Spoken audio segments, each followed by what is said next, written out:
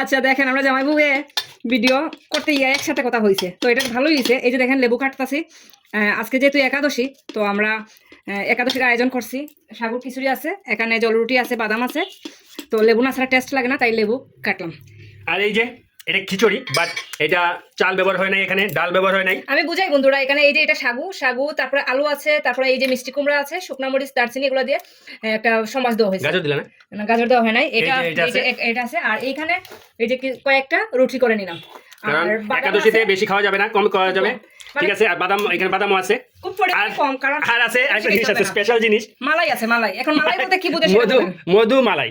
কি আপনারা আইডিয়া করছেন কি এর সাথে মধু আছে, মালাই আছে?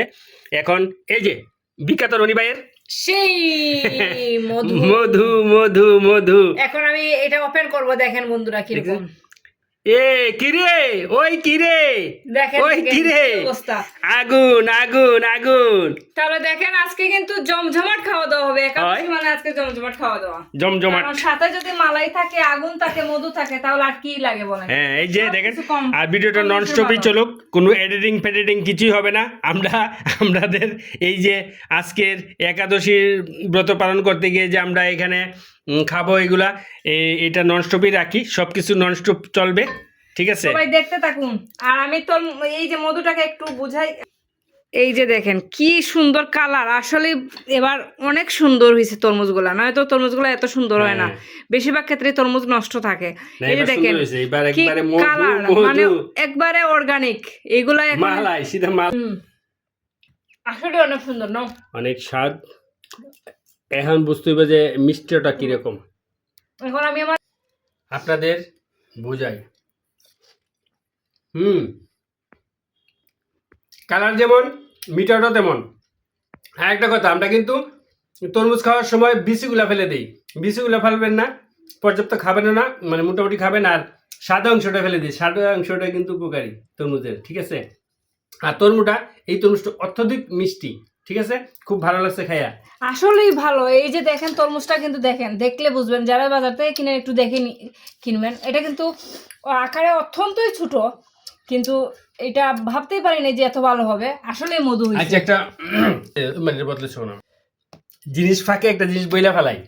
আমি তরমুজ খুব ভালো লাগতো, খুব খাইতাম, কিন্তু এখন খাই না। এখন এত পর্যাপ্ত পরিমাণে খাই না, আগে প্রচুর পরিমাণে খাইতাম। সঙ্গত কারণে একটা কারণ আছে, এর জন্য খাই না। কিন্তু এই তরমুজে প্রচুর পরিমাণে পানি শূন্যতা দূর করে, পানি শূন্যতা তো অবশ্যই, মানে গুণগত দিক দিয়ে একদম শ্রেষ্ঠ। আরেকটা জিনিস তো এখন যেটা মূল কথা আমি যেটা বলতে চাচ্ছিলাম, তরমুজ চিনার ক্ষেত্রে, মানে ভালো তরমুজ চিনার ক্ষেত্রে এইখানে আছে এই যে এই জায়গাটা ছোট, যত ছোট থাকবে ততই তরমুজটা মানে পরিপক্ক যতই হবে ততই ছোট হয়ে আসবে। এটা আরেকটা জিনিস হলো, তরমুজ সাধারণত গোল আকৃতির কিনবেন, তাতে গিয়া এই ভিতরে কালারটা ভালো পাবেন। আর এই যে রেকগুলো আছে কাছাকাছি থাকবে, দূরত্ব থাকলে ভালো হবে না। এগুলো হলো টিক্স, জাস্ট, আর কিচ্ছু না। এই জিনিসগুলাই। আর এই যে সাদা অংশ এইখানে দেখেন মাঝে মাঝে এটা নাই, সাদা হয়ে যায়। এটার মধ্যে যেটা একটু সাদাটার মধ্যে হলদি ভাব থাকবে সেটা ভালো তরমুজ। আর যেটা ফ্যাংসে সাদা কালো থাকবে, দেখেন অনেক সময় দেখেন সাদা থাকে এরকম ফ্যাংসে সাদা, সেটা ভালো হবে না।